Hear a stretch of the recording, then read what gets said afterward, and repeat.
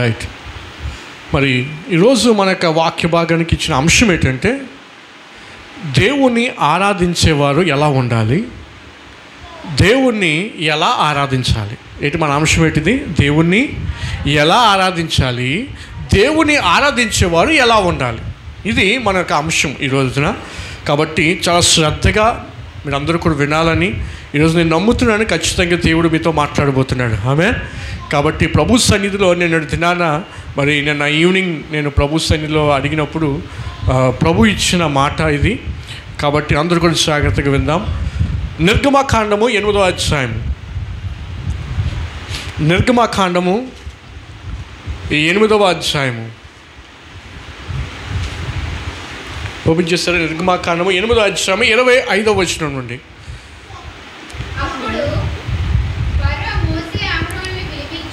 అప్పుడు ఫరో మోషే అహరోనులను పిలిపించి, మీరు వెళ్ళి ఈ దేశంలో మీ దేవునికి బలి అర్పించుడని వారితో చెప్పగా, మోషే అట్లు చేయతగదు, మా దేవుడైన యెహోవాకు మేము అర్పింపవలసిన బలి ఐగుప్తీయులకు హేయము. ఇదిగో మేము ఐగుప్తీయులకు హేయమైన బలిని వారి కన్నుల ఎదుట అర్పించిన యెడల వారు మమ్ము రాళ్ళతో కొట్టి చంపుతారు కదా. మేము అరణ్యములోనికి 3 దినములంతా ప్రయాణము పోయి మా దేవుడైన యెహోవా మాకు సెలవిచ్చినట్లు ఆయనకు బలి అర్పించదమనేది. చాలమ్మా. ప్రార్థన. పరిశుద్ధుడానికి స్తోత్రాలు. ఆ సమయంలో నేనే మాట్లాడుతున్న వాగ్దానం ఇచ్చిన దేవుడు నాయన, ఈ దినము ప్రభా నీ సంఘముతో మీరే సూటిగా స్పష్టంగా మాట్లాడమని, తద్వారా వాక్యానుసారమైన జీవితాన్ని మా అందరికీ కూడా అనుగ్రహించమని యేసు నామమున అడిగి వేడుకుంటున్నాము తండ్రి. ఆమేన్. ఇక్కడ నిర్గమకాండము 8వ అధ్యాయం 25 నుంచి 28వ వచనాలు మనం గమనించినట్లయితే ఇక్కడ ఫరో మోషే అహరోనులకి ఒక మాట చెప్తున్నాడు. ఏమని చెప్తున్నాడంటే, మోషే అలాగే అహరోను మీరు అన్నారు కదా, మేము మా దేవుడైన యెహోవాను మేము ఆరాధించుకోవాలి, కాబట్టి మేము అరణ్యంలోకి వెళ్ళి ప్రభువుని ఆరాధించాలని మీరు చెప్తున్నారు కదా. అయితే మీరు అరణ్యానికి వెళ్లకుండా మీరు ఎక్కడైతే ఉన్నారో, ఏ స్థలములో అయితే ఉన్నారో ఆ స్థలములోనే మీరు ప్రభువుని ఆరాధన చేయండి. మీరు ఎక్కడికి వెళ్ళొద్దు, కానీ మీరు ఉన్న చోటే ఐగుప్తు దేశంలో మీరు ఉన్నారు కాబట్టి ఈ ఐగుప్తు దేశంలోనే మీరు ప్రభువుని ఆరాధించండి అని చెప్పి ఫరో మోషే అలాగే అహరోనులకు చెప్పడం జరిగింది. అయితే అసలు దేవుడు ఈ మోషే అహరోనులను అలాగే తన ప్రజలను ఎక్కడ ఆరాధించమని ప్రభు చెప్పాడు అనేది ఒకసారి మనం చూద్దాం. అదే నిర్గమకాండము 5వ అధ్యాయము 1వ వచనము. నిర్గమకాండము 5వ అధ్యాయము 1వ వచనము. తరువాత మోషే అహరోనులు వచ్చి ఫరోను చూచి, ఇశ్రాయేలీల దేవుడైన యెహోవా అరణ్యములో నాకు ఉత్సవము చేయుటకు నా జనమును పోనిమ్మని ఆజ్ఞాపించుచున్నాడని. దేవునికి స్తోత్రం. హల్లెలూయా. ఏంటంట, దేవుడైన యెహోవా మోషే అహరోనులను దర్శించి వారికి దేవుడు చెప్పిన మాట ఏంటంటే, మీరు నన్ను ఆరాధించడానికి, మీరు నన్ను కలుసుకోవడానికి, నాకు ఉత్సవము చేయడానికి మీరు ఎక్కడికి వెళ్ళాలి? అరణ్యమునకు వెళ్ళి ఆ అరణ్యములో నాకు మీరు ఆరాధించాలి అని చెప్పి దేవుడైన యెహోవా చెప్పినప్పుడు ఈ మాట తీసుకొని వెళ్ళి ఎవరికి చెప్పారు? మోషే అహరోనులు ఫరోకి చెప్పారు. ఫరోకి చెప్పినప్పుడు ఫరో అంటాడు, మీరు ప్రభువుని ఆరాధించుకోండి. మొదట అయితే ఒప్పుకోడు ఫరో. మీరు ప్రభువుని 5వ అధ్యాయం కింద చూడండి ఒకసారి, 2వ వచనము. ఫరో నేను అతని మాట విని ఇశ్రాయేలీయులను పోనిచ్చుటకు యెహోవా ఎవడు? నేను యెహోవాను ఎరుగను, ఇశ్రాయేలీయులను పోనీయనను. దేవుడు ఇశ్రాయేలు ప్రజలు తనను ఆరాధించాలని, ఇజ్రాయేల్ ప్రజలు తనకి దగ్గరగా ఉండాలని, ఇజ్రాయేల్ ప్రజలు అప్పటికే ఐగుప్తు దేశంలో బందీలుగా ఉన్నారు కాబట్టి దేవుడు వారిని విడిపించి వారి కొరకు ఏ వాగ్దానం దేశం అయితే దేవుడు వాగ్దానం చేశాడో ఆ దేశంలోనికి వీరు వెళ్ళాలి. కాబట్టి దేవుడు ఏం చేశాడంటే, నా ప్రజలు నన్ను ఆరాధించాలి. ఎలా ఆరాధించాలి, ఎక్కడ ఆరాధించాలంటే అరణ్య ప్రాంతంలో వారు నన్ను ఆరాధించాలి. ఎందుకు అరణ్య ప్రాంతంలోనే ఆరాధించాలంటే, వీరు ఇజ్రాయేలీలందరూ కూడా ఎక్కడున్నారు? ఐగుప్తు దేశంలో ఉన్నారు. చాలామంది బైబిల్ పండితులు చెప్పిన మాట ఏంటంటే, ఐగుప్తు అనగా లోకానికి సాదృశ్యము. ఐగుప్తు దేనికి సాదృశ్యము? ఐగుప్తు దేనికి సాదృశ్యము? లోకానికి సాదృశ్యము. ఫరో ఎవరికి సాదృశ్యం అంటే, ఫరో సాతాన్ యొక్క బిడ్డకు, లేదా సాతాన్ నియమించినట్లయితే నీ శరీరానికి నువ్వు ప్రాధాన్యత ఇస్తున్నట్లయితే అది దేవునికి ఏమాత్రం ఇష్టము కానే కాదు. ఈ విషయాన్ని మనం గమనించాలి. నువ్వు లోకములో ఉంటూ అదే అట్ ద సేమ్ టైం నువ్వు దేవుని ఆరాధించాలంటే గాడ్ నెవర్ యాక్సెప్ట్ దట్. దేవుడు అది ఎంత మాత్రం యాక్సెప్ట్ చేయడు. ఉంటే నువ్వు చల్లగానైనా ఉండాలి, లేదా ఎలాగ ఉండాలి? వెచ్చగానైనా ఉండాలి, కానీ నులివెచ్చని స్థితిలో నువ్వు ఉండడానికి వీలు లేదు. అక్కడ మోషే అహరోన్లు అంటున్నారు, మేము ప్రభువుని ఆరాధించడానికి మేము అరణ్యంలోకి వెళ్ళాలి. మా దేవుడు చెప్పాడు ఎక్కడ ఆరాధించాలో. ఈరోజు దేవుడు మనకి చెప్పాడు ఎలా ఆరాధించాలో. ప్రభువుని ఎలా ఆరాధించాలి? నీ పూర్ణ హృదయంతో, నీ పూర్ణ ఆత్మతో, నీ పూర్ణ శక్తితో నీ దేవుడైన ప్రభువు నువ్వు ప్రేమించాలి, ఆయనను ఆరాధించాలి. అది దేవుని వాక్యం సెలవిస్తుంది. అయితే మనము ప్రభువుని ఎలాగ ఆరాధిస్తున్నాం? లోకాన్ని మనలో పెట్టేసుకొని, లోకపు ఆలోచనలు మనలో పెట్టేసుకొని, లోకపు తలంపులు మనలో ఎట్టేసుకొని, లోకపు ఆచారాలు మనం ఎట్టేసుకొని ప్రభువుని ఆరాధిస్తూ ఉంటున్నాం. ఎందుకు దేవుడు నీ ప్రార్థన ఆలకించట్లేదు అంటే, దానికి ఒక strong one of the reason ఏంటో తెలుసా? నువ్వు దేవుణ్ణి ఎలాగ కలుసుకోవాలో, దేవుని సన్నిధిలో ఎలా గడపాలో, దేవుని సన్నిధిలో ఎలాగ ప్రాధాన్యత ఇవ్వాలో అది నువ్వు దేవుడు ఏ విధంగా అయితే చెప్పాడో చెప్పినట్టుగా నువ్వు చేయట్లేదు. కాబట్టి నీ ప్రార్థనలు అనేకమైన వాటికి జవాబులు పొందుకోవడం లేదు. చాలామంది ప్రభువుని నమ్ముకుంటారు. ప్రభువు నమ్ముకొని ఏం చేస్తారో తెలుసా అండి? లోకానుసారమైన ఆచారం. ఇది లోకానుసారమైన ఆచారాలు, లోకానుసారమైన అలవాట్లు. మళ్ళీ పైపెచ్చి ఎక్కడికి వస్తున్నారు చెప్పండి? దేవుని మందిరానికి. ముందు జరగాల్సినవన్నీ కూడా జరిగిపోతూ ఉంటాయి. ఎవరిని అడగాలో వాళ్ళని అడిగేస్తారు. ఎవరి దగ్గర డేట్ ఫిక్స్ చేసుకోవాలో వాళ్ళ దగ్గర డేట్ ఫిక్స్ చేసుకుంటారు. మళ్ళీ పాస్టర్ గారు మీరు ఏం చెప్తే అదండి అంటారు. ఉత్తినే ఆ నెక్స్ట్ మాట ఏం చేస్తా, పాస్టర్ గారు అయితే మేము డేట్ ఫిక్స్ చేసుకున్నామంటే ఆ రోజుకి చేసేయండి. మేము డేట్ ఫిక్స్ చేసుకున్నాం, ఆ రోజుకి చేసేయండి. ముందు ఎవరిని అడిగేసో ఉన్నారు కదా ఒకరు, అక్కడికి వెళ్ళిపోయి అయ్యా చూడండి ఒకసారి, ఏంటిది చూసేయండి ఒకసారి. ఈ రోజున చాలామంది క్రైస్తవులు ఇదే పరిస్థితిలో ఉన్నారండి. చాలా కుటుంబాలలో సమాధానం లేకపోవడానికి కారణం ఏంటో తెలుసా? ఇటు ఆత్మీయంగా ఉండరు, మళ్ళీ ఇటువైపు లోకానుసారంగా జీవిస్తూ ఉంటారు. ఎందుకు కుటుంబాల్లో సమాధానం ఉండడం లేదు? కొంతమంది ఉంటారు, దేవుని మందిరానికి వస్తారు, ప్రభువుని ఆరాధిస్తారు, ఏం చేయాలనే వాస్తు. ఏంటిది వాస్తు? అసలు వాస్తు అంటే ఏంటో తెలుసా? సివిల్ ఇంజనీర్ చేసిన వాళ్ళని అడగండి, వాస్తు అనేది ఏమీ లేదు.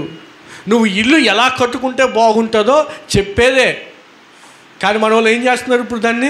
ఆ వాస్తుని దాన్ని పెద్దగా చేసేసి, అమ్మో అది లేకపోతావు, ఈశాన్యం అది లేకపోతావు, ఇక్కడ ఇది లేకపోతావు, అక్కడ బరువు ఉండాలి, ఇక్కడ బరువు ఉండకూడదు.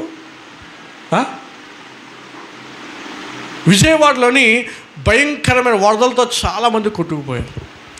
వాస్తు ప్రకారం ఇల్లు కట్టుకునే వాళ్ళు ఉన్నారా లేదా? వాస్తు ప్రకారం ఇల్లు కట్టించిన వాళ్ళు ఉన్నారా లేదా? మరి ఏమయ్యాయి వాస్తులన్నీ? వాస్తు ప్రకారం కట్టిన ఇల్లులు ఏమయ్యాయి? మరి వాస్తు ప్రకారం కొడితే ఎంత బలమైన గాలి వచ్చినా తుఫాను వచ్చినా ఏం అవ్వకూడదు కదా. మరి ఏమయ్యాయి అవి? వాస్తు ప్రకారం కట్టిన ఆ కాంట్రాక్టర్లు ఏమయ్యారు? వాళ్ళ ఇల్లు కొట్టుకుపోయాయి. ఈ రోజున దేవుని ఆరాధిస్తున్న మనము, ఒకవేళ నువ్వు ఆరాధిస్తే సంపూర్ణంగా ప్రభువుని ఆరాధించు. అంతేకాని క్రైస్తవుడు అని పేరు పెట్టుకొని లోకానుసారంగా నువ్వు జీవించడానికి వీలు లేదు. అది దేవునికి అసహ్యమైనది. దేవునికి ఒక చోటు చెప్పాడు, నువ్వు ఎలా ఆరాధించాలి, ఏ చోటు నువ్వు ఆరాధించావు ప్రభువు చెప్పాడు, ఆ చోటు నువ్వు ఆరాధన చేయి. ఫరో అంటున్నాడు, మీరు ఆరాధన చేయండి, కానీ దేవుడు ఏ స్థలం అయితే చెప్పాడో ఆ స్థలానికి మీరు వెళ్ళడానికి వీలు లేదు. కొన్నిసార్లు సాతాను గాడు మనల్ని ఇలాగే చేస్తాడు. వారమంతా నువ్వు లోకంలో గడిపేదిలా చేస్తాడు. ఆదివారం ఒక్కరోజు ఏం చేస్తాడు, ఆదివారం కదా మందిరానికి వెళ్ళిపో. మళ్ళీ పాస్టర్ గారు ఏమైనా అనుకుంటారేమో, మళ్ళీ పాస్టర్ గారు అడుగుతారేమో, మళ్ళీ పాస్టర్ గారు మెసేజ్ పెడతారేమో, పాస్టర్ గారు కాల్ చేస్తారేమో, వెళ్ళిపో పర్లేదు, ఎందుకంటే వారమంతా నాతోనే కదా ఉన్నావు, ఏం పర్లేదులే. వినాలి, వారమంతా నాతోనే కదా ఉన్నా, ఏం పర్లేదులే, వెళ్ళిపో మందిరానికి. ఆ ఉద్దేశంతో వస్తున్నారా మందిరానికి? ఆలోచనతో వస్తున్నారమ్మా మందిరానికి? ఒకసారి ఆలోచన చేయండి. నువ్వు ఏ ఆలోచనతో ప్రభు మందిరంలో అడుగు పెడుతున్నావు? నా దేవుడిని నేను ఆరాధించాలి, నా దేవుడు నా జీవితంలో చేసిన కార్యాలకు నేను కృతజ్ఞత కలిగి ఉండాలని చెప్పి దేవుడి మందిరానికి వస్తున్నావా? లేదా ఈరోజు వెళ్ళకపోతే నాకు ఏదైనా అయిపోద్దేమో, ఈరోజు వెళ్ళకపోతే దేవుడు ఊరుకోడేమో, ఈరోజు వెళ్ళకపోతే పాస్టర్ గారు అడుగుతారేమో అనే ఉద్దేశంతో వస్తున్నావా? దేనికోసం దేవుడి మందిరానికి వస్తున్నావు? నువ్వు ఎలాగ ఆరాధించడానికి ప్రభు మందిరానికి వస్తున్నావు? కొంతమంది ఉంటారు దేవుడు వాక్యం ద్వారా దేవుడు ఎంత సూటిగా స్పష్టంగా మాట్లాడినా కనీసం చలించరు, కనీసం స్పందించరు. ఎక్కడే కూర్చుంటారు, ఆలోచనలు ఎక్కడో ఉంటాయి. ఎక్కడే కూర్చుంటారు, మా ఆయన వచ్చేస్తాడేమో, ఎక్కడే కూర్చుంటారు, మా పిల్లలు వచ్చేస్తాడేమో, ఎక్కడే కూర్చుంటారు, పనులు అవుతున్నాయో లేవో, ఎక్కడే కూర్చుంటారు. ఇంటికి వెళ్ళినప్పుడు వర్షం తగ్గుతుందో లేదో,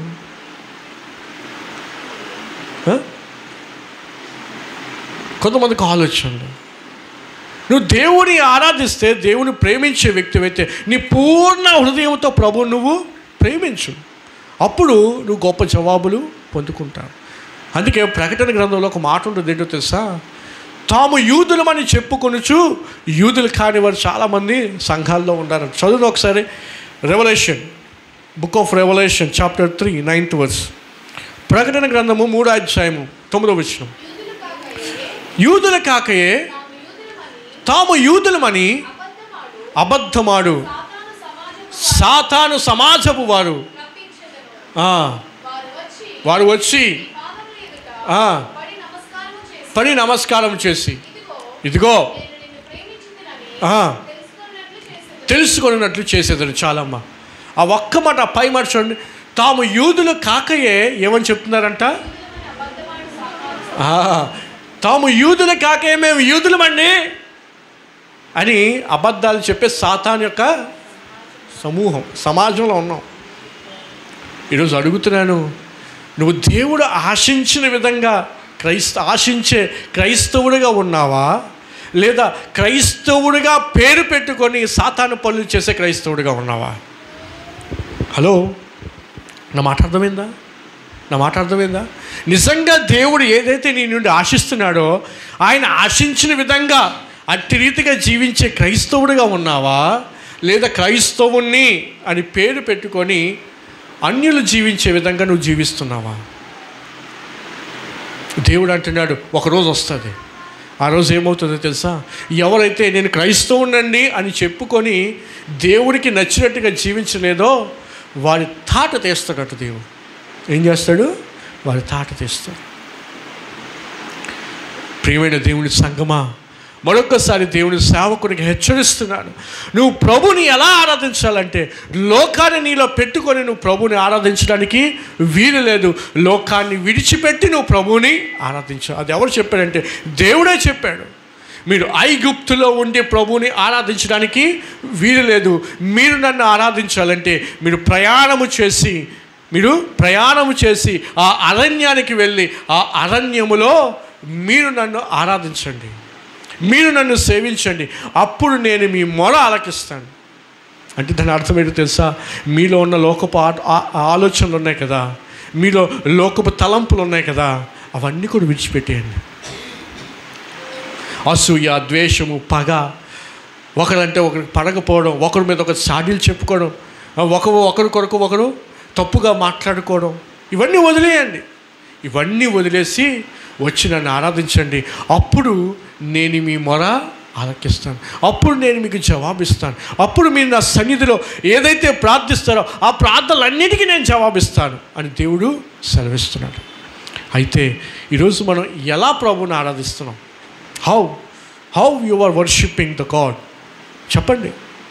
ఈరోజు నువ్వు ఎలా ఆరాధిస్తున్నావు దేవుణ్ణి? దేవుడు ఆశించిన విధంగా ఆరాధిస్తున్నావా? ప్రశ్నించుకోవాలి. మనల్ని మనం ఒకసారి క్రాస్ చెక్ చేసుకోవాలి. ఎలా జీవిస్తున్నాను నేను ఎలా హౌ ఐఎమ్ వర్షిప్పింగ్ గాడ్? నేను దేవుని ఎలా ఆరాధిస్తున్నాను? అసలు ఒక మాట చెప్పమంటారా? మీరు చేసే ఆరాధన, మీరు చేసే భక్తిని బట్టి దేవుడు సంతోషించాడా? మీకు ఆ సాటిస్ఫాక్షన్ ఉంది ఎప్పుడైనా? అలా నేను చేసిన భక్తిని బట్టి దేవుడు సంతోషిస్తాడు. నేను చేసే ఆరాధన బట్టి దేవుడు సంతోషిస్తాడు. నేను చేసే ప్రార్థన బట్టి దేవుడు సంతోషిస్తాడు. నేను కలిగి ఉన్న ఆత్మీయ జీవితాన్ని బట్టి నా దేవుడు నన్ను చూసి సంతోషిస్తాడు. చెప్పగలవా? నీ ఆత్మీయ జీవితాన్ని బట్టి నువ్వు చెప్పగలవా? నా దేవుడు నా ఆత్మీయ జీవితాన్ని బట్టి ఆయన సంతోషించే దేవుడు. ఆనాడు దేవుడు మనిషిని సృష్టించిన తర్వాత దేవుడు అనుకున్నారు, ఈ మనిషి నాకు సహకారిగా ఉంటాడు, ఈ మనిషి నాతో సంతోషంగా గడుపుతాడు, ఆనందంగా నాతో పాటు ఉంటాడు అని దేవుడు ఆశించినప్పుడు, దేవుడు ఆశించిన విధంగా మనుషులు ఎవరు కూడా జీవించలేదండి. దేవుడు చూసి తన హృదయంలో బాధపడి ఏమంటాడో తెలుసా? ఈ మనుషుల్ని చేసినందుకు నా హృదయంలో నేను నొచ్చుకుంటున్నాను, బాధపడుతున్నాను, ఏడుస్తున్నాను. చూస్తారా మాట ఒకసారి?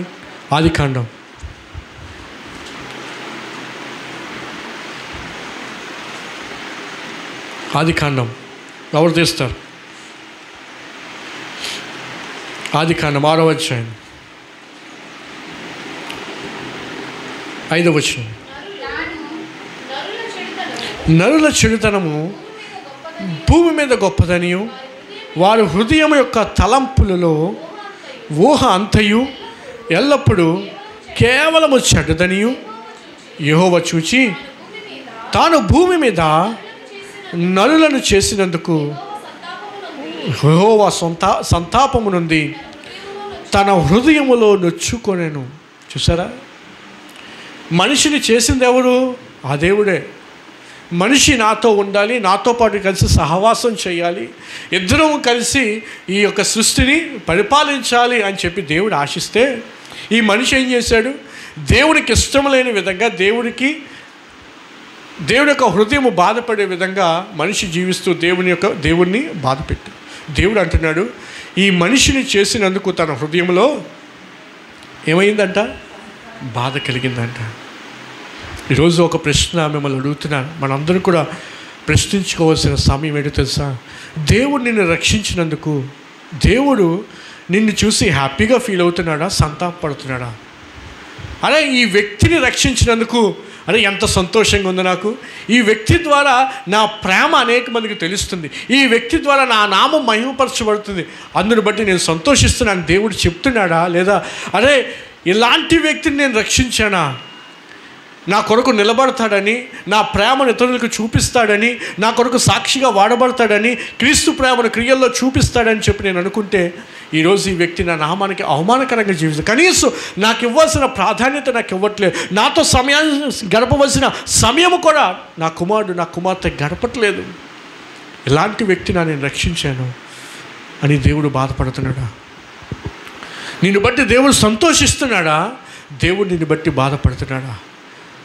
దేవునికి నువ్వు ఏ విధమైన ఆలోచన ఆయనకి ఇస్తున్నావు ఒకసారి ఆలోచించే. దేవుని హృదయము సంతోషపడే విధంగా చేస్తున్నావా, లేదా దుఃఖపడే విధంగా చేస్తున్నావా? ఒకసారి ఆలోచించు. ఈరోజు మనం సజీవులుగా ఉన్నామంటే దేవుని కృప కాదంటారా? చెప్పండి, కాదంటారా? ఏ రోజున ఎవరు ఎక్కడ ఎలా మరణిస్తున్నారో ఎవరికి తెలియడం లేదు. గొప్పవారు సైతము నేటి దినాన మరణించారు. నిజంగా ఈ యొక్క విజయవాడ వరదలు మన అందరి జీవితాల్లో ఒక ప్రశ్న, మన జీవితాలకు సవాలు. ఆస్తి పాస్తులను వారు కోటీశ్వరులు సైతం ఈరోజు వాళ్ళు ఎలా దాచుకుంటున్నారో తెలుసా? మీకు ఆ ఫోటో పెట్టానా? ఫోటో గ్రూప్లో పెట్టాను, చూసారా ఆ ఫోటో? ఏ ఫోటో? జీవీఎంసీ చెత్త వేస్తారు కదా, చెత్తబండి, జంక్షన్లో ఎడతారు చెత్త బళ్ళు, తెలుసా గ్రీన్ బళ్ళు ఉంటాయి, జీవీఎంసీ అని రాసి ఉంటాయి కదా. ఆ చెత్త అంతా బయటికి తీసేసి ఆ బాక్సుల్లోని మనుషులు దాక్కొని ఆ నీటిలోని ఆ బాక్స్ కొట్టుకొని వెళ్తుంటే ఆ బాక్సుల్లో ఆ చెత్త కుండీల్లో దాక్కొని వాళ్ళు వెళ్తున్నారు, వరదలు కొట్టుకుపోకూడదని. అందులో ధనవంతులు ఉన్నారు, అందులో పేదోడు ఉన్నాడు, అందులో పేరు ప్రఖ్యాతులు గాంచిన వాళ్ళు ఉన్నారు. ఇప్పుడు వాళ్ళ పరిస్థితి ఏమైపోయింది? వాళ్ళ పరిస్థితి ఏమైపోయింది? నువ్వు సంపాదించిన డబ్బు ఏమైపోయింది? నీతో రాలే. నువ్వు సంపాదించిన బంగారం నీతో వచ్చిందా? రాలే. నువ్వు సంపాదించిన ఆస్తుపాస్తులు నీతో వచ్చాయా? రాలే. ఏ రోజున ఏది జరుగుతుందో ఎవరికి తెలియదు. మరొక రెడ్ అలర్ట్ ఏంటి తెస్తా? వైజాగ్కి నెక్స్ట్ వైజాగ్కి భయంకరమైన తుఫాను ఉంది అని రెడ్ అలర్ట్ వచ్చింది. ప్రార్థన చేయండి, దేవుడు వైజాగ్ ప్రాంతాన్ని కనికరించాలని, వైజాగ్లో దేవుడు తన ప్రేమను తన కృపను చూపించాలని మీ అనుదిన ప్రార్థనలు జ్ఞాపకం చేసుకోండి. ఆ విజయవాడ వరదలు చూసినప్పుడు ఎంత భయం వేస్తుందో, ఎంత బాధ అనిపిస్తుందో.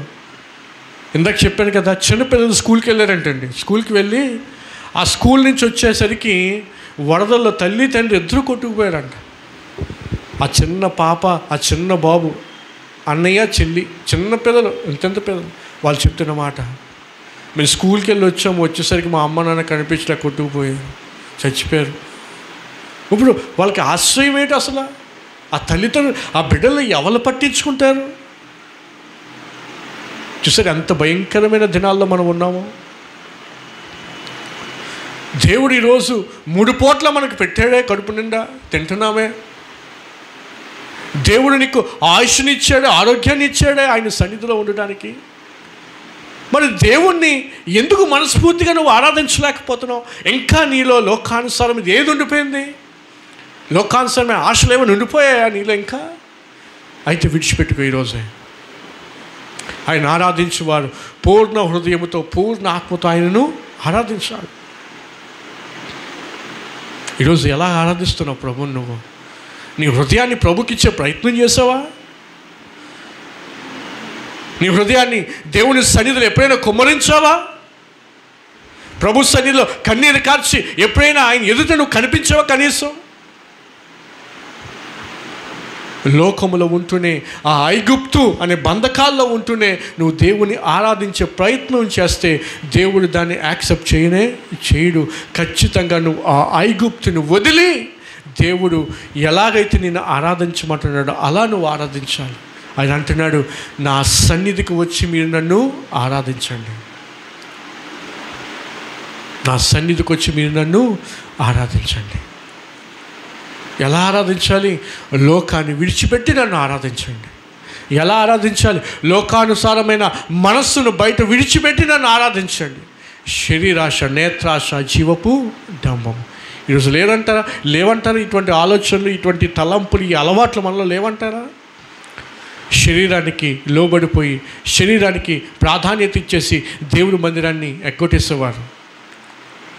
నేత్రాశ, మీ చూపుని ఎలా పడితే అలా ఉంచుకుంటూ చూడకొని చూస్తూ ఒక వ్యక్తి మీద మరొక వ్యక్తి మీద అసూయ చూపులు, అసూయతో కళ్ళు ఉంటూ మీ దేహాన్ని పాడు చేసుకోవట్లేదో దేవుడు వాక్యం సెలవిస్తుంది. నీ కన్ను చెడినదైతే నీ దేహం అంతా చెడినదే. నువ్వు కంటిలో ఒక వ్యక్తిని అసూయ చూపు చూసావనుకో, ఆ చూపు ఏం చేస్తుంది? లోపల నీ దేహాన్ని పాడు చేసేస్తుంది. ఏం చేస్తుంది తర్వాత? అసూయ చూపు ఏం చేస్తుంది? అరే ఆ వ్యక్తిని ఎలాగైనా ఎదురు చేయాలి. దావీదు వర్ధిల్లుతున్న కొలది సౌలు కంట అసూయ చూపు వచ్చింది. ఏ చూపు వచ్చింది? విషపు చూపు. బైబిల్ గ్రంథంలో రాయపడి ఉంది. ఏ చూపు అంట? విషపు చూపు. దానివల్ల ఏమైందో తెలుసా అండి? ఒక వ్యక్తి ఎదుగుతున్నప్పుడు ఆ వ్యక్తిని తట్టుకోలేక విషపు చూపు చూడడం వల్ల సౌలు అనాథగా మిగిలిపోయాడు, ఒంటరిగా మిగిలిపోయాడు, అందరినీ కోల్పోయాడు, ఆత్మీయతను పోగొట్టుకున్నాడు. ఆఖరికి ఆత్మహత్య చేసుకొని చచ్చిపోయాడు సౌలు. ఎలా చచ్చిపోయాడు? ఆత్మహత్య, ఈ సూసైడ్. కారణం ఏంటంటారు? దావీదు మీద విషపు చూపు, నేత్రాశలో ఇది కూడా ఒక భాగం. విషపు చూపు చూసి దావీదుని ఎలాగైనా పడగొట్టాలి, దావీదుని ఎలాగైనా సరే ఓడించాలి. దావీదు కోసం ఎంతమంది మాట్లాడుకున్నారు, దావీదు కోసం మంచిగా మాట్లాడుకున్నారు వారందరి ఎదుట దావీదు ఒక పేరు తీసేయాలి, చెడుగా మాట్లాడుకునే విధంగా చేయాలి అనుకున్నాడు. ఆఖరికి అనాథ అయిపోయాడు, ఆత్మీయత కోల్పోయాడు, ఆనందం కోల్పోయాడు, అందరినీ కోల్పోయాడు. ఆఖరికి ఆత్మహత్య చేసుకొని చచ్చిపోయాడు. ఏటి ఉపయోగం చెప్పండి? దేవుని బిడ్డలుగా ఉంటున్న మనము ఒక వ్యక్తి ఎదుగుతున్నప్పుడు, ఆశీర్వదించబడుతున్నప్పుడు నువ్వు చూసి ఆనందించాలే తప్ప ఆ వ్యక్తిని చూసి నువ్వు అసూయపడడానికి వీలు లేదు. అది మంచిది కాదు. అది నీ దేహాన్నే పాడు చేసేస్తుంది, నీ దేహాన్ని పాడు చేస్తుంది, మంచిది కాదు. ఎలా ఆరాధించాలి ప్రభుని? నీలో ఉన్న లోకపు ఆలోచనలన్నీ కూడా నువ్వు విడిచిపెట్టేసి దేవుణ్ణి ఆరాధించాలి. ఎవరు ప్రభువుని ఆరాధించాలి? సెకండ్ వన్, ఎవరు ప్రభువుని ఆరాధించాలి? అపోస్తుల కార్యాలు 16వ అధ్యాయం, the book of acts chapter 16.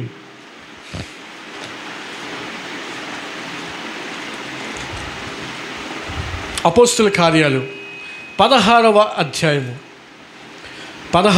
అధ్యాయము 16th verse నుంచి చదువుదాం. మేము ప్రార్థనా స్థలమునకు వెళ్ళుచుండగా పూతోను అను దయ్యము పట్టినదై సోద చెప్పుడు చేత తన యజమానులకు బహు లాభము సంపాదించుచున్న ఒక చిన్నది, చాలా జాగ్రత్తగా వినాలి, ఒక చిన్నది మాకు ఎదురుగా వచ్చాను. ఆమె పౌలును మమ్మును వెంబడించి, ఈ మనుష్యుడు సర్వోన్నతుడైన దేవుని దాసులు, వీరు మీకు రక్షణ మార్గము ప్రచురించి వారై ఉన్నారని కేకలు వేసి చెప్పాను. ఆమె ఇలాగూ అనేక దినములు చేయుచుండెను గనుక వ్యాకులపడి దాని వైపు తిరిగి, నీవు ఈమెను వదిలిపొమ్మని యేసుక్రీస్తు నామమున ఆజ్ఞాపించుచున్నానని ఆ దయ్యముతో చెప్పాను. వెంటనే అది ఆమెను వదిలిపోయెను. ఏమర్థమైంది మీకు? ఏమర్థమైంది? పౌలు అలాగే శీల ఇద్దరు కూడా ఫిలిప్పు పట్టణానికి వెళ్ళారు. ఎక్కడికి వెళ్ళారు? ఏ పట్టణానికి? ఫిలిప్పు పట్టణానికి వెళ్ళినప్పుడు అక్కడ దేవుడి యొక్క సువార్తను ప్రకటిస్తూ ఉన్నారు. దేవుడి యొక్క సువార్తను ప్రకటిస్తుంటే ఆ ఫిలిప్పు పట్టణంలో ఒక వీధిలోని ఒక ఆమె ఉంది, ఒక చిన్నది. ఎవరంటే ఆమె సోద చెప్పే ఆవిడ. ఎవరు? సోదండి తెలుసా? ఏంటిది? అలా మాట్లాడుతూనే ఉంటుంది, అది సోదే. ఏంటిది? కొంతమంది సోది మాట్లాడతారు, అలా మాట్లాడుతూనే ఉంటారు. అయితే ఈ సోద చెప్పే ఒక చిన్నదంట అక్కడ కనిపించి, పౌలు శీల దేవుని యొక్క సువార్తను ప్రకటిస్తూ వస్తూ ఆ ప్రాంతానికి వచ్చేసరికి ఈమెలో ఏముంది? దెయ్యం. ఏ దెయ్యం? పుతోను అనే దెయ్యం. కొంతమంది టైము పాడు లేకుండా అలా 24 గంటలు మాట్లాడుతూనే ఉంటారు, ఏ పని చేయరు. ఏంటిది? ఏ పని చేయరు. పక్కోళ్ళు పట్టించుకోరు, ఇంట్లో ఉన్న వాళ్ళు పట్టించుకోరు. కొంతమంది ఫోన్ పట్టుకుంటే ఆ ఫోన్తోనే మాటలు, ఇంకేమి పని చేయరు, పని పాట ఏమీ లేకుండా ఉంటారు. చూసారా? అంటే దాని అర్థం ఏంటో తెలుసా? వాళ్ళలో ఏముంది?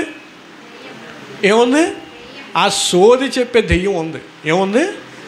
సోది చెప్పే దెయ్యం. కొంతమంది ఉంటారు, ఎక్కడికైనా వెళ్తే ఫోన్ పట్టుకొని ఇంక వదలరు, ప్రతిదా చెప్తూనే మాట్లాడుతూనే ఉంటారు. ఇంకా చుట్టుపక్కల ఎన్ని పనులు అవుతున్నా ఏ పని చేయరు, ఎవరిని పట్టించుకోరు. వాళ్ళు దేనికి ఆ ప్రాంతానికి వెళ్ళారో ఆ పని మర్చిపోతారు, దేనికి ఆ స్థలానికి వెళ్ళారో అది మర్చిపోతారు, ఏ ఉద్దేశంతో వెళ్ళారో మర్చిపోతారు. ఏం చేస్తారు? ఆ ఫోన్ పట్టుకొని అలా మాట్లాడుతూనే సోది కబుర్లు చెప్తూనే ఉంటారు. వాళ్ళు ఏముంది? ఆ సోది చెప్పే వాళ్ళు ఏముందంట? దెయ్యం. ఏముంది? దెయ్యం నన్ను అంత సీరియస్గా మీరు చూడకండి. నేను చెప్పట్లేదు ఆ మాట. ఎవరు చెప్తున్నారు? దేవుని వాక్యమా చెప్తున్న మాట. మీరు అందరూ సీరియస్గా చూసికండి నాకు కాదు, ఓకేనా? మీరు మాట్లాడతారో లేదో నాకు తెలియదు. దేవుడి వాక్యం ఏం చెప్తుందో అది చెప్తున్నాను. ఎవరైతే సోది ఎక్కువ చెప్తారో వాళ్ళు ఏముంటుంది? గట్టి చెప్పాలి. దెయ్యము, ఆత్మ. ఈ ఒక చిన్నదానిలోని ఏ దురాత్మ ఉందంట? పుతోను, ఏతోను పుతోను అనే దెయ్యం ఉందంట. ఈ దెయ్యము చాలా జాగ్రత్తగా గమనించండి, అద్భుతమైన కాంటెక్స్ట్ అది. పౌలు శీల దేవుని సువార్తను ప్రకటిస్తున్నప్పుడు ఈ సోది చెప్పే ఈ దెయ్యం, ఏ దెయ్యం? సోది చెప్పే దెయ్యము పౌలు శీల అక్కడికి రాగానే అంటుందంట, ప్రజలారా మీకు విషయం తెలుసా? ఇదిగో పౌలు శీల, అలాగే ఆ పౌలు శీలతో కొంతమంది వస్తున్నారు కదా, వీళ్ళు యేసుక్రీస్తును గూర్చిన రక్షణ మార్గము ప్రకటించువారు అని చెప్తుందంట. ఏం చెప్తుంది? యేసుక్రీస్తుని గూర్చి చెప్తున్న వారు, రక్షణ మార్గము ప్రకటించేవారు. నిజమా కాదా? రక్షణ మార్గం ప్రకటించేవారైనా వీళ్ళు? పౌలు శీల యేసుక్రీస్తు కోసం ప్రకటిస్తున్నారా లేదా? అవునా కాదా? నిజమా కాదా? అది చెప్పాలి అబ్బాయిలు. నిజమా కాదా? నిజమే. రక్షణ మార్గం ప్రకటిస్తున్నారు అంటే దేవుని యొక్క సువార్తను ప్రకటిస్తున్నారు. బాగానే ఉంది. ఎవరు ఈ మాట చెప్పారు? సోది చెప్పే ఆవిడ పౌలు శీలను చూసి అక్కడ ఉన్న చుట్టుపక్కల ఉన్న వారందరికీ చెప్తుందనమాట. ఈ పౌలు శీల దేవుని మార్గమును ప్రకటించడానికి వస్తున్నారు, రక్షణ మార్గం ప్రకటించడానికి వస్తున్నారంటే పౌలు చూశాడండి. ఒకరోజు చూశాడు, ఊరుకున్నాడు. రెండో రోజు చూస్తాడు, ఊరుకున్నాడు. పౌలుకి టచ్ అయిపోయింది ఎక్కడో. పౌలుకి కోపం వచ్చేసింది. ఎందుకు కోపం రావాలి పౌలుకి? ఎందుకు కోపం రావాలి?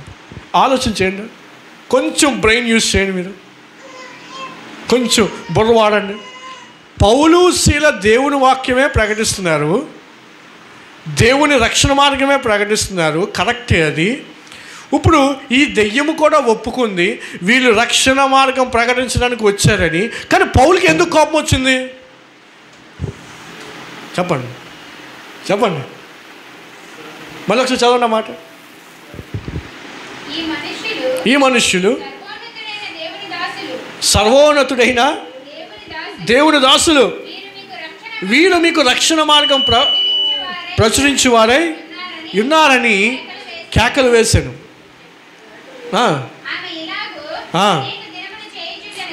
చేయుచుండెను గనుక పౌలు వ్యాకులపడి దాని వైపు తిరిగి, నీవు ఈమెను వదిలి పొమ్మని యేసుక్రీస్తు నామమున ఆ దెయ్యముతో చెప్పాను. వెంటనే అది ఆమెను వదిలిపోయింది. ఎందుకు పౌలు కోపం వచ్చింది? దెయ్యమే కదా.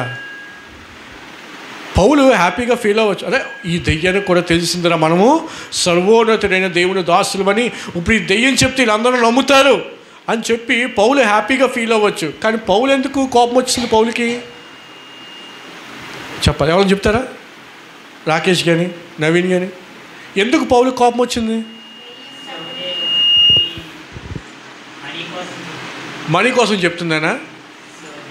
కరెక్ట్ చెప్పాలి. ఎందుకు కోపం వచ్చింది పౌలుకి? ఇప్పుడు నేను ఉన్నానండి, దేవుని సేవకులు ఎవరో వస్తున్నారు, వచ్చినప్పుడు దేవుని సేవకులు వచ్చారండి, దేవుని ప్రజలు వచ్చారు, రండి రండి అని చెప్పి నేను ఆహ్వానించాను అనుకోండి, వాళ్ళు నన్ను ఏమంటారు? మెచ్చుకుంటారా తిడతారా? మెచ్చుకుంటారు. కానీ పౌలు ఎందుకు అక్కడ తిట్టాడు వాళ్ళని? అది చెప్పాలి. ఎందుకో తెలుసా? దేవుణ్ణి ఎవరు ఆరాధించాలి? దేవుని సువార్తను ఎవరు ప్రకటించాలి? దేవుని కొరకు ఎవరు ప్రయాసపడాలి? దేవుని బిడ్డలు. దేవుని సువార్తను ఎవరు ప్రకటించాలి? దేవుని బిడ్డలు. దేవుని సన్నిధిలో ఎవరు ప్రార్థన చేయాలి? దేవుని యొక్క బిడ్డలు. దేవుని యొక్క చిత్తము ఎవరు నెరవేర్చాలి? దేవుని యొక్క బిడ్డలు. కానీ ఎందుకు పౌలు ఇక్కడ ఆ దెయ్యాన్ని లేదా ఆ సోది చెప్పే ఆమెను గద్దించాడో తెలుసా? ఎందుకు కోపం వచ్చిందో తెలుసా? ఒక మారు మనసు లేని వ్యక్తి, ఒక మారు మనసు లేని వ్యక్తి, క్రీస్తును తన సొంత రక్షకునిగా అంగీకరించలేని వ్యక్తి, దేవుడంటే ఎవరో తెలియని వ్యక్తి ఏం మాట్లాడుతుందంట, ఇదిగో వీరు దేవుని బిడ్డలు అని చెప్పి దేవుని కోసం మాట్లాడే ప్రయత్నం చేస్తుంది. అంటే దాని అర్థం ఏంటో తెలుసా? ఒక మారు మనసు లేని వ్యక్తి దేవుని కోసం మాట్లాడితే దేవునికి అంత పిచ్చరేగుతుంది.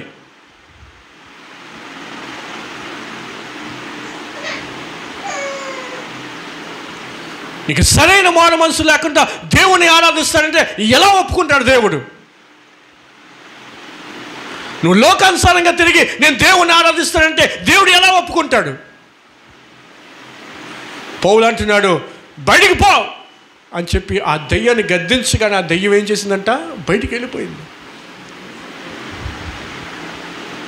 వారమంతా నీకు ఇష్టానుసారంగా నువ్వు తిరుగుతావు, వారమంతా నీకు నచ్చిన పనులన్నీ నువ్వు చేస్తావు, వారమంతా నీ కళ్ళు అపవిత్రం చేసుకుంటావు, వారమంతా నీ శరీరాన్ని అపవిత్రం చేసుకుంటావు. ఆదివారం అయ్యేసరికి దేవుని ఆరాధించడానికి వచ్చేస్తాడంటే దేవుడు ఎలా ఊరుకుంటాడు? ఆయన ఆరాధించువారు ఆత్మతో సత్యముతో ఆయన ఆరాధించాలి. మీరు లోకాన్ని ప్రేమించిన వారైతే మీరు దేవుని ప్రేమించిన వారు కానే కారు.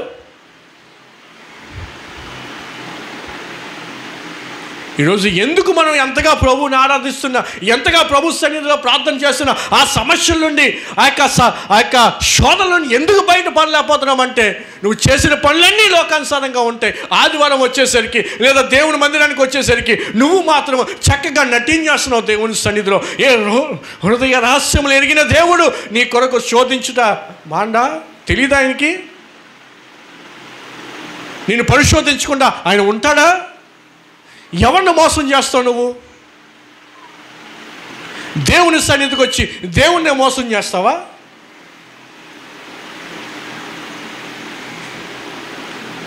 నువ్వు విడిచిపెట్టుకోవలసిన అలవాటు నువ్వు మానవు. నువ్వు చెప్పే ఆ చాడీలు నువ్వు మానవు. ఒక వ్యక్తి కోసం తప్పుగా మాట్లాడే ఆ అలవాటు నువ్వు మానవు. త్రాగును మానవు. పైపెచ్చు ఈ త్రాగుబోతాడు అంటాడు, యేసు ప్రభు నమ్ముకోండి. ఎవడ వింటాడయ్యా? ఎవడ వింటాడు? ఎవరి కోసం చెప్తున్నారు? నువ్వేమో లోకానుసారంగా జీవిస్తావు, వచ్చి అంటావు యేసు ప్రభు నమ్ముకోండి బ్రదర్, ఆయన గొప్ప కార్యాలు చేసేది. ఎవరి కోసం చెప్తున్నావు? నీలో మారు మనసు లేకుండా నువ్వు దేవుని మాటలు చెప్తే దేవుడు ఊరుకుంటాడా? ఊరుకోడు. ఈరోజున చాలామంది ఎలా పడితే అలా జీవించేస్తూ దేవుడి నామాన్ని ప్రకటిస్తాడంటే నో, అది దేవుడు యాక్సెప్ట్ చేయడు. ఒకవేళ మనలో ఎవరైనా అట్టి రీతిగా ప్రభుని ఆరాధిస్తున్నట్లయితే మరొకసారి దేవుడు మన అందరికీ ఇస్తున్న హెచ్చరిక, ఇట్స్ వార్నింగ్. నువ్వు లోకంలో జీవిస్తూ నా దగ్గరకు వచ్చి నువ్వు ఏమీ ఎరగనట్టు నువ్వు ప్రార్థన చేస్తే ఆ ప్రార్థనకి ఎలా జవాబిస్తాను నేను? ఎలా నీ విజ్ఞాపన నేను ఆలకిస్తాను? ఎలాగా నీ యొక్క జీవితాన్ని నేను మారుస్తాను? నీ ఆత్మీయ జీవితం సరిగ్గా లేదే, నీ చూపులు సరిగ్గా లేవే, నీ మాటలు సరిగ్గా లేవే, నీ ఆలోచనలు సరిగ్గా లేవే, వాక్యానుసారంగా నువ్వు జీవించడం లేదే, వాక్యానుసారంగా నువ్వు ప్రార్థన చేయడం లేదే. పైపెచ్చు నువ్వు అంటున్నావు పక్కోడి దగ్గరికి వెళ్ళి యేసు ప్రభుని నమ్ముకోండి సిస్టర్, యేసు ప్రభుకు నమ్ముకోండి బ్రదర్, ఆయన గొప్ప దేవుడు, ఏదైనా చేయగలరు. నీ చుట్టూ ఉన్నవాడు నిన్ను చూడట్లేదా? నువ్వు ఎలాంటి దానివో ఎలాంటి వాడువో? ఆ వ్యక్తికి యేసు ప్రభు కోసం చెప్తా, ఆ వ్యక్తి ఏమంటాడు తెలుసా? సిస్టర్, మొదట మీరు మారండి సిస్టర్. ఉదయం లేచిన కాంచి రాత్రి వరకు మీ నోరు బయటే వినిపిస్తుంది సిస్టర్. ముందు ఆ నోటి మాటలు తగ్గించండి సిస్టర్, అప్పుడు యేసు ప్రభుని నమ్ముకుంటాం మేము. బ్రదర్, ఏంటి యేసు ప్రభు కోసం చెప్తున్నారేంటి? మన బండి అక్కడ బార్ షాప్ దగ్గర కనిపించింది, ఏంటి సంగతి? దేనికి కనిపించింది? పార్కింగ్ ప్లేస్ లేక బార్ షాప్ ముందు పెట్టావా? అవి తాగుబోతాడు అంటాడు, యేసు ప్రభు నమ్ముకొని యేసు ప్రభు జీవితాలను మార్చేయగలడు. హలో బ్రదర్, నీ జీవితం మారిందా? నీ బ్రతుకు మార్చుకున్నావా? నువ్వు త్రాగుబోతుగా ఉండి నువ్వు యేసు ప్రభు కోసం మాట్లాడుతున్నావా? నువ్వు తిరుగుబోతుగా ఉండి యేసు ప్రభు దగ్గరికి వస్తే యేసు ప్రభు ఎలాంటి జీవితాలైనా బాగు చేస్తానని చెప్పగలవా? నీ ఇంటిలోనే ఒక సాక్ష్యం లేదు నీకు, నీ బంధువుల దగ్గర ఒక సాక్ష్యం లేదు నీకు, నీ స్నేహితుల దగ్గర ఒక సాక్ష్యం లేదు. నువ్వు యేసు ప్రభు కోసం చెప్పేస్తే ఎలా వింటారండి? ఈరోజు దేవుడు ప్రశ్నిస్తున్నాడు, ఎలా ఆరాధిస్తున్నావు అమ్మ నన్ను? అయ్యా, ఎలా ఆరాధిస్తున్నావు నన్ను? లోకానుసారంగా చేయవలసినవన్నీ నువ్వు చేసేస్తున్నావు, నా దగ్గరికి వచ్చాక మాత్రం ప్రభువా నువ్వు తప్ప నాకు వేరే దిక్కు లేదు నాయన అంటున్నావు. ఎప్పుడు ఆ 2 గంటలేనా దిక్కు? బయటికి వెళ్తే మరలా మామూలే. ఎలా ఆరాధిస్తున్నారండి ప్రభువుని? ఏది చేసినా ప్రభు వెంటనే ఆయన ఏమి శిక్షించట్లేదని కదా మనం ఈ తప్పులు చేస్తున్నాం. చాలామంది అనుకుంటారు, నేను చేసింది తప్పు అయితే దేవుడు వెంటనే శిక్షించాలిగా, నా అవసరాన్ని బట్టి చేశాను కాబట్టి దేవుడు క్షమినో. ఆయన పాపం విషయంలో రాజీ పడే దేవుడు కానే కాదు.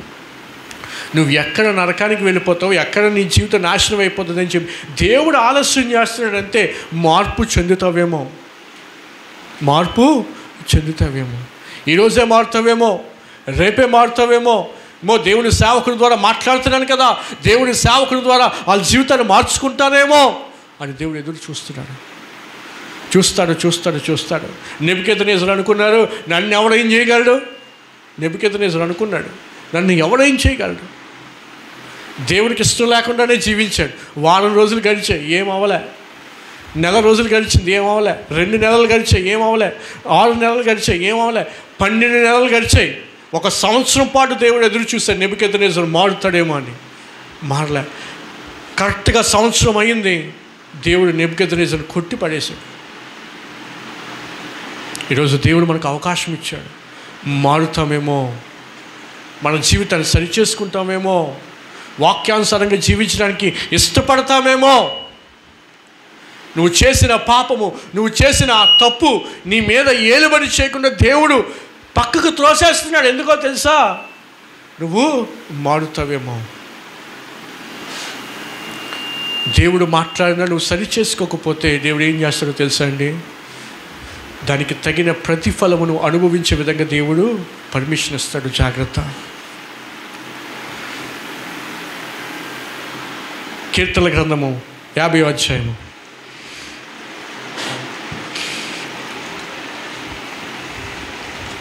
కీర్తనల గ్రంథము 50వ అధ్యాయము 16వ వచనం నుండి. భక్తిహీనులతో దేవుడు ఇట్లు సెలవిచ్చుచున్నాడు. ఎవరితోని? భక్తిహీనులతో దేవుడు ఇట్లు సెలవిచ్చుచున్నారు. మీరు అనుకోవచ్చు, పాస్టర్ గారు గట్టిగా మాట్లాడేస్తున్నారు, గట్టిగా వాక్యం చెప్పేస్తున్నారు. ఎందుకో చదవండి, అర్థమవుతుంది. భక్తిహీనులతో దేవుడు ఇట్లు సెలవిస్తున్నాడు. ఏమని సెలవిస్తున్నాడు తెలుసా? భక్తిహీనులు అంటే ఎవరు? దేవుని నమ్ముకున్నోలే, కానీ సరైన భక్తి లేనివాడు. అటువంటి వాడితో దేవుడు చెప్తున్న మాట ఏంటో చూడండి. నా కట్టడాలు వివరించడానికి నీకేం పని? వచించదవేమి? నా నిబంధన నీ నోట వచించదు. నా వాక్యం చెప్పడానికి నీకేటయ్యే పని? అసలు నీలోనే సరైన మారు మనసు లేదు. నువ్వే దేవునికి వాక్యానికి లోబడవు. నువ్వే సరిగ్గా ప్రార్థనా జీవితం లేదు. నువ్వు అనేక మందికి చెప్తావా? ఈరోజు లేరంటారా అటువంటి వాళ్ళు? క్రైస్తవులు అటువంటి లీడర్స్ లేరంటారా? అటువంటి పాస్టర్స్ లేరంటారా? చాలా సంఘాలు కనీసం సేవకుడు ఆ ముందు రోజు కనీసం వాక్యం కూడా ప్రిపేర్ అవ్వరండి. ఎవరికి నష్టాన్ని కలుగజేస్తున్నాడు? సంఘానికి నష్టాన్ని కలుగజేస్తున్నారు. కొంతమంది లీడర్స్ ఉంటారు, వారు దేవుని సువార్తను ప్రకటిస్తున్నప్పుడు వాళ్ళు కనీసం దేవునితో సమయాన్ని గడపకుండా, దేవునితో కొంత సమయం వారు ఉండకుండా, అవగాహన లేకుండా, దేవుని వాక్యం అంటే ఏదో తెలియకుండా దేవుని మాటలు ప్రకటిస్తూ ఉంటారు. దేవుడు అంటున్నాడు, నా మాటలు చెప్పడానికి నీకేం పని? అసలు నా మాటలు చెప్పడానికి నీకేం పని? ఎవరితో చెప్తున్నాడు దేవుడు? అన్యులతో కాదు ఈ మాట. ఎవరితో? భక్తిహీనులతో, భక్తిలోని హీనంగా ఉన్నవారితో దేవుడు చెప్తున్న మాట. నా మాటలు చెప్పడానికి నీకేం పని? నా నిబంధన నీ నోట వచిస్తావు ఎందుకు? దిద్దుబాటు నీకు అసహ్యం కదా, అవునా కదా? సరి చేసుకోవడం నీకు అసహ్యం కదా. దేవుని సేవకుడు చెప్తున్నా, నీ జీవితం బాగోలేదు, అది దేవునికి ఇష్టమైంది కాదు, దేవునికి ఇష్టానుసారంగా జీవించు అని చెప్తే వినవు కదా. నీకు అర్థం కాదుగా. ఎన్నిసార్లు చెప్పినానా? దేవుని సన్నిధిలో ఎలా ఉండాలని చెప్పినప్పుడు నువ్వు అలా ఉండడం లేదుగా. నీ బిడ్డల విషయంలో, నీ భర్త విషయంలో, నీ భార్య విషయంలో తగిన జాగ్రత్తలు తీసుకో చెప్పినా వినవుగా. సరి చేసుకోవడం నీకు అసహ్యం అయిపోయింది. అలాంటి నీవు నా మాటలు చెప్తావా? కొంతమంది అంటారు కదా, వీడు పాటించడు కానీ 10 మందికి చెప్తారండి అంటారు. డైలాగ్ ఎప్పుడైనా విన్నారా? వీడు పాటించడు కానీ అందరికీ చెప్తారండి. వాళ్ళ కోసం దేవుడు మాట్లాడుతున్న మాట అన్నమాట. నీ భక్తే సరిగ్గా లేదు, నువ్వేమొచ్చి 10 మందికి సలహాలు ఇస్తావు. ఆ తర్వాత చదవండి.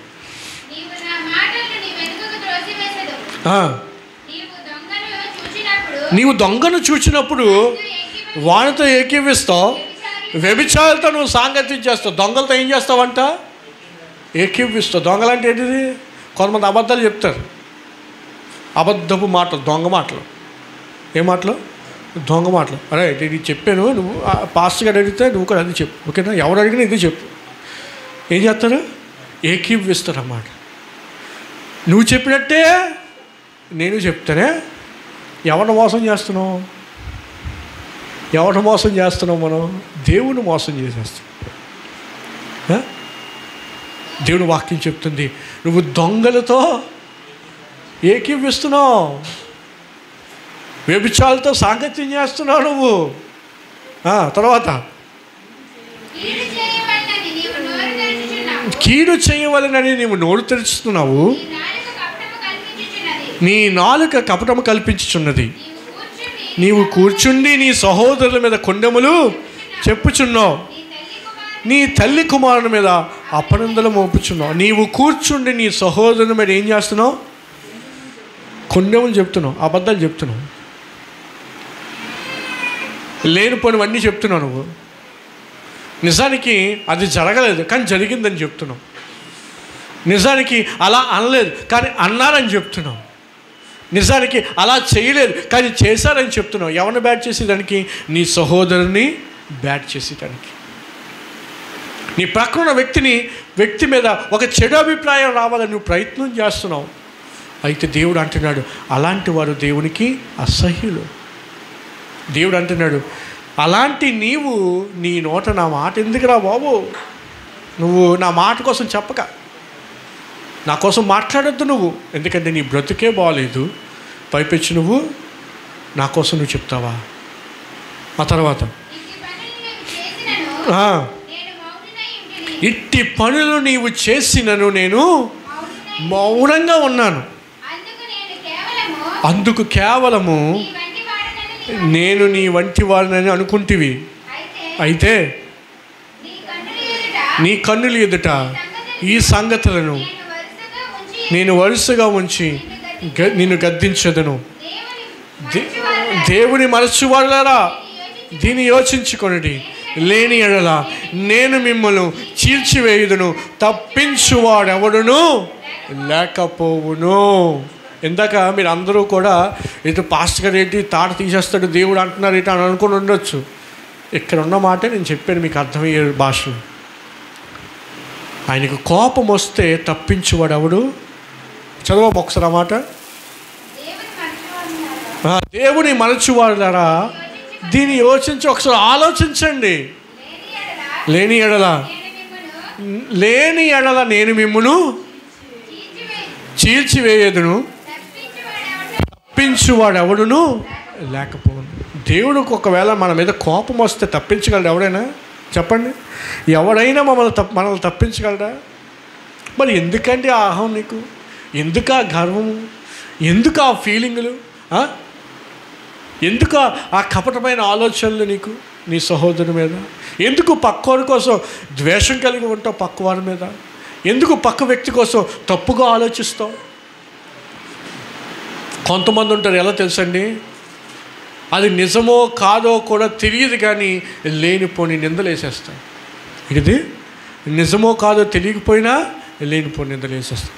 కొంతమంది ఊహాశక్తి చాలా ఉంటుందండి. ఏది అదే నా వైపు చూడండి, తలదించుకోకండి, మనం మీకోసం వాక్యం. కొంతమందికి ఏముంటుంది? ఊహాశక్తి. ఇద్దరు వ్యక్తులు మాట్లాడుకున్నారు అనుకో, నా కోసమే మాట్లాడుకున్నట్టున్నారు, ఆ విషయమే మాట్లాడుకున్నట్టున్నారు, నాకు తెలిసిపోయింది. ఊహించేసుకొని లేనిపోని బీపీలు తెచ్చేసుకుంటారు కొంతమంది. దేవుని సేవకుడిగా చెప్తున్నాను, కొన్నిసార్లు మన కళ్ళతో చూసింది కూడా మనం నమ్మే ప్రసక్తి లేదు. కొన్నిసార్లు మన కళ్ళతో చూసినవి కూడా చాలా అబద్ధాలు ఉంటాయి. ఒక వ్యక్తి బండి మీద వెళ్ళిపోతున్నాడు, ఒక అమ్మాయి అబ్బాయి బండి మీద వెళ్ళిపోతున్నారు, అంతే ఇంకా మాట్లాడుకుంటారు. చూడండి, చూసారా ఆ అబ్బాయి ఎలా బండి మీద వెళ్తున్నాడో, ఆ అమ్మాయిని ఎక్కించుకో. ఇంతకీ ఆ అమ్మాయి ఎవరు, ఆ అమ్మాయికి ఆ అబ్బాయికి సంబంధం ఏంటి, అన్నా చెల్లెళ్ళా, అక్క తమ్ముళ్ళా, ఇంకేం లేదు, కొడుకు తల్లా, ఇంకేమీ లేదు. అంతే, కనిపించినట్టు ఏదో ఒకటి మాట్లాడడం, ఆ విషయం 10 మందికి చెప్పడం, వాళ్ళని బ్యాట్ చేసి లేదంటారు. ఇలాంటి వాళ్ళు మన ఆలోచన బాగుండాలండి. ఏది పడితే అది నువ్వు ఆలోచించేసావు అనుకో, దానివల్ల ఏమవుతుంది, నీ జీవితమే నాశనం అయిపోతుంది. ఒకసారి నేను మీకు ఎగ్జాంపుల్ చెప్పాను, గుర్తుందా? కొంతమంది పిల్లలు నా దగ్గరికి వచ్చారు. ఆ పిల్లలకి నేను ఏం చేశానంటే, నాకు ఎక్కువ చిన్న పిల్లలు ఇష్టం కాబట్టి పిల్లలకి నేను ఏం చేశానంటే చాక్లెట్లు ఇచ్చాను. చాలామంది నా దగ్గర ప్రార్థన చేసుకోవడానికి వచ్చారు అనుకోండి, వాళ్ళతో పాటు పిల్లలు వచ్చారు. నేను పిల్లలకి ఏం చేశానంటే చాక్లెట్లు ఇచ్చాను. పెద్దవాళ్ళందరూ కూడా ప్రార్థన చేయించుకోవడానికి వస్తున్నారు ఒక్కొక్కరు. నేను పిల్లలందరికీ ఏం చేస్తున్నాను, పిల్లలు గోల్ చేస్తున్నాను, పిల్లలందరికీ ఒక్కొక్క చాక్లెట్ ఇచ్చాను. అయితే వాళ్ళ తర్వాత ఒక యవనస్తురాలు వచ్చింది. ఎవరు వచ్చారు? ఒక యవనస్తురాలు వచ్చింది. ఆ యవనస్తురాలు వచ్చి నాతో మాట్లాడినప్పుడు నేను ఏం చేశానంటే, ఆ అమ్మాయికి ఒక చాక్లెట్ కాకుండా 3 చాక్లెట్లు ఇచ్చాను. ఎన్ని చాక్లెట్లు ఇచ్చాను? 3 చాక్లెట్లు ఇచ్చి ఆ అమ్మాయికి షేక్ హ్యాండ్ ఇచ్చి చక్కగా నవ్వి ఆ అమ్మాయిని పంపించేశాను. ఇదంతా ఒకరు చూశాడు. ఆడు ఎప్పటి నుంచో వెయిట్ చేస్తున్నాడు. దేనికి? ఈ పాస్టర్ గారి పరువు ఎలాగైనా తీసేయాలి, ఈ పాస్టర్ గారు కలిగి ఉన్న సాక్ష్యం అంతా పోగొట్టేయాలి అని చెప్పి వాడు ఏం చేశాడంటే, ఆ విషయం చూసి 10 మందికి చెప్పేస్తున్నాడు. ఏమని చెప్తున్నాడు తెలుసా? ఇగో పలానా ఆర్యన్ జోసెఫ్ అనే పాస్టర్ గారు ఉన్నారు కదా, అక్కడికి చాలామంది ప్రార్థన చేసుకోవడానికి వచ్చారు. అయితే పాస్టర్ గారు అక్కడ పిల్లలందరికీ ఒక్కొక్క చాక్లెట్ ఇచ్చారు. కానీ ఒక యవనస్తురాలు వచ్చింది, అందంగా ఉంది. ఆ అమ్మాయికి మాత్రం ఈ పాస్టర్ గారు 3 చాక్లెట్లు ఇచ్చి షేక్ హ్యాండ్ కూడా ఇచ్చాడు. తెలుసా? ఏంటిది? వింటున్నారా? అర్థమవుతుందా? ఈ పాస్టర్ గారు ఏం చేశారు? షేక్ హ్యాండ్ ఇచ్చాడు, అమ్మాయికి చాక్లెట్లు ఇచ్చాడు, నవ్వుతూ మాట్లాడాడు. ఎవరికి షేక్ హ్యాండ్ ఇవ్వలేదు పాస్టర్ గారు. అక్కడ వచ్చిన వాళ్ళు ఎవరికి షేక్ హ్యాండ్ ఇవ్వలేదు. ఆ యవనస్తురాలకే ఇచ్చాడు షేక్ హ్యాండ్. అక్కడ ఉన్న ఎవరికి చాక్లెట్లు ఇవ్వలేదు, పెద్దోళ్ళకి చిన్నపిల్లలకే ఇచ్చాడు, కానీ యవనస్తురాలకే ఇచ్చాడు చాక్లెట్. ఏదో ఉంది. పాస్టర్ గారు అంటూ తేల్చుదాం అని చెప్పి ఒకరు ప్లాన్లు వేసుకుంటున్నాడు. అయితే వాస్తవానికి అక్కడ జరిగిన విషయం ఏంటంటే, ఎవరైతే నా దగ్గరికి ప్రార్థన చేయించుకోవడానికి వచ్చారో వాళ్ళతో పాటు పిల్లలు ఉన్నారు. పిల్లలు గోల్ చేస్తారని చెప్పి ఒక చాక్లెట్ ప్యాకెట్ పక్కన పెట్టుకొని ఒక్కొక్క పిల్లడికి వాళ్ళు గోల్ చేయకుండా చాక్లెట్లు తింటారు కదని ఒక్కొక్క చాక్లెట్ ఇచ్చారు. ఒక యవనస్తురాలు వచ్చింది. ఆమె అంది, అన్నయ్య ఈరోజు నా బర్త్డే అన్నయ్య, ప్రార్థన చేయండి అన్నయ్య అంది. అంటే నేను ప్రార్థన చేసి చిన్నపిల్లల ఒక చాక్లెట్ ఇస్తే ఏం బాగుంటుంది, యవనస్తురాలు కదా, పెద్ద అమ్మాయి కదా అని చెప్పి ఒక 3 చాక్లెట్లు ఇచ్చాను. చాక్లెట్ విషెస్ చెప్పకపోతే బాగోదు కదా అని చెప్పి షేక్ హ్యాండ్ ఇచ్చి హ్యాపీ బర్త్డే రా తల్లి, దేవుడు నేను దీవించిన కాక అని చెప్పి పంపించేశాను. జరిగింది ఏంటి? ఇది. ఆడు చెప్పింది ఏంటి? నా మాట అర్థమైందా మీకు? చాలా సందర్భాల్లో మనం ఇలాగే ఒకరి పట్ల ఒకరు తప్పు చేస్తాం. ఏదైనా నీకు ఒక సంఘటన జరిగినప్పుడు అది నిజమా కాదా, జరిగిందా జరగలేదా, నువ్వు కనుక్కొని ఆ వ్యక్తితో మాట్లాడు.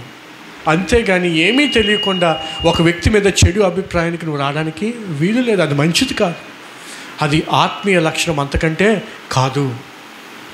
దేవుని సేవకునికి మరొక్కసారి మీకు మనవి చేస్తున్నాను, ఒకవేళ అటువంటి ఆలోచన మనలో ఉన్నట్లయితే ఖచ్చితంగా మనం దేవుణ్ణి అడిగి విడిచిపెట్టాలి. అది ఆత్మీయ లక్షణము కాదు. ఎవరు దేవుణ్ణి ఆరాధించాలి? మార్పు చెందిన వారు దేవుణ్ణి ఆరాధించాలి. ఎవరు దేవుని పని చేయాలి? మార్పు చెందిన వారు దేవుని పని చేస్తే దేవుడు ఆనందిస్తాడు. అది దేవుని యొక్క చిత్తమైనది. నీలో మార్పు లేకుండా, నీలో పశ్చాత్తాపం లేకుండా, నీ పాపమును విడిచిపెట్టకుండా నేను దేవుని పని చేసేస్తాను, దేవుని సేవలో పాల్పంచుకుంటాను, పరిచర్య చేసేస్తానంటే దాన్ని దేవుడు యాక్సెప్ట్ చేయరు.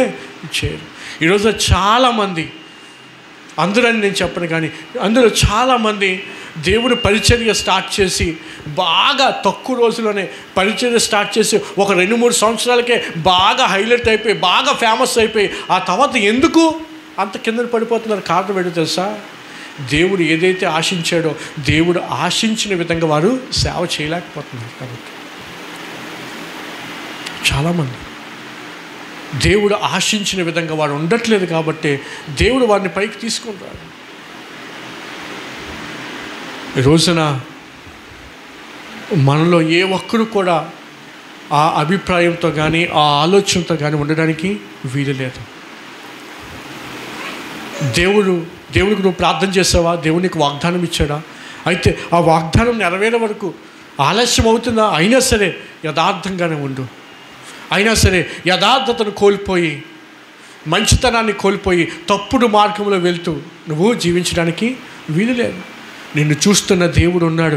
ఏదో ఒక రోజు నీ యథార్థతకు, నీ నీతికి తగిన ప్రతిఫలం ఆయన ఇస్తాడు. యోబు జీవితంలో దేవుడు చేయలేదండి. యోబు గురించి దేవుడు ఏమంటున్నాడు? యోబు యథార్థవంతుడు, న్యాయవంతుడు, దేవుని యందు భయభక్తులు కలిగిన వ్యక్తి. ఆ వ్యక్తి మీదకి శోధన వచ్చినప్పుడు, శ్రమ వచ్చినప్పుడు దేవుడు వదిలేశాడా? ఆలస్యం అయితే చేశాడు, అన్నీ కోల్పోయాడు. ఇంకెందుకు నా జీవితము అని ఏమాత్రం అనుకోలేదు యోబు. ఆఖరికి తన భార్య కూడా అనేసింది, దేవుడు దూషించి చచ్చిపో. కానీ యోబు ఏమన్నాడు తెలుసా? యెహోవా ఇచ్చాను, యెహోవా తీసుకోను. ఆయన వల్ల దీవెన మాత్రమే స్వీకరిస్తావా? శ్రమలు అనుభవించవా నువ్వు? దానికి ప్రతిఫలం ఏంటండి? 2 ఆశీర్వాదం దేవుడు యోబుకు అనుగ్రహించాడు. దేవునికి స్తోత్రం, హల్లెలూయా. 2 times బ్లెస్సింగ్.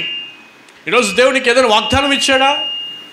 దేవుడు ఏదైనా మాట నీకు చెప్పాడా? నేను నీ జీవితంలో చేస్తానని. ఆలస్యం అవుతుందా? అయితే భయపడద్దు. ఆలస్యం అవుతుందంటే దేవుడు నీకు శ్రేష్టమైన జవాబు ఇవ్వడానికి సిద్ధంగా ఉన్నాడు. హల్లెలూయా, హల్లెలూయా. కాబట్టి వై ఆర్ యు ఫియర్? ఎందుకు భయపడిపోతున్నావు? ఎందుకు దిగులు చెందుతున్నావు? దినాలు గడిచిపోతున్నాయి కానీ జవాబు రాలేదు. దేవుడు వాగ్దానం ఇచ్చాడు కానీ ఆశీర్వాదం చూడట్లేదు. నేను ఎందుకు అనుకుంటున్నావు? దేవుడు ఈరోజు నీతోనే మాట్లాడుతున్నాడు. నీకు వాగ్దానం ఇచ్చిన దేవుడు ఉన్నాడు. ఆయన ఖచ్చితంగా నీకు మంచి రోజులు తీసుకొని రాబోతున్నాడు. ఆ రోజున నువ్వు దేవుని కొరకు సాక్షిగా వాడబడబోతున్నావు. హల్లెలూయా, హల్లెలూయా. కాబట్టి భయపడొద్దు, దిగులు చెందొద్దు. దేవుడు నీకు చెప్పాడు, ఖచ్చితంగా చేస్తాడు. ప్రార్థన చేద్దాం ప్రభు సన్నిధిలో. ఈరోజు దేవుడిని ఎలా ఆరాధిస్తున్నావు? ఈరోజు దేవుడు నీతో మాట్లాడా? అయితే ప్రభుకి థ్యాంక్స్ చెప్పు. ప్రభువా, నాతో నువ్వు మాట్లాడవయ్యా, థ్యాంక్ యూ అయ్యా. నీ మాటల ద్వారా నన్ను ధైర్యపరిచావయ్యా. నీ మాటల ద్వారా నాకు ఓదార్పునిచ్చావు. నీ మాటల ద్వారా నాకు నెమ్మదిచ్చావు. నీ మాటల ద్వారా మరొక్కసారి నాతో మీరు మాట్లాడావు ప్రభువా. అందుని బట్టి నీకు వందనాలు. నీ వాక్యానుసారంగా జీవించే కృప నాకు దయచేయు.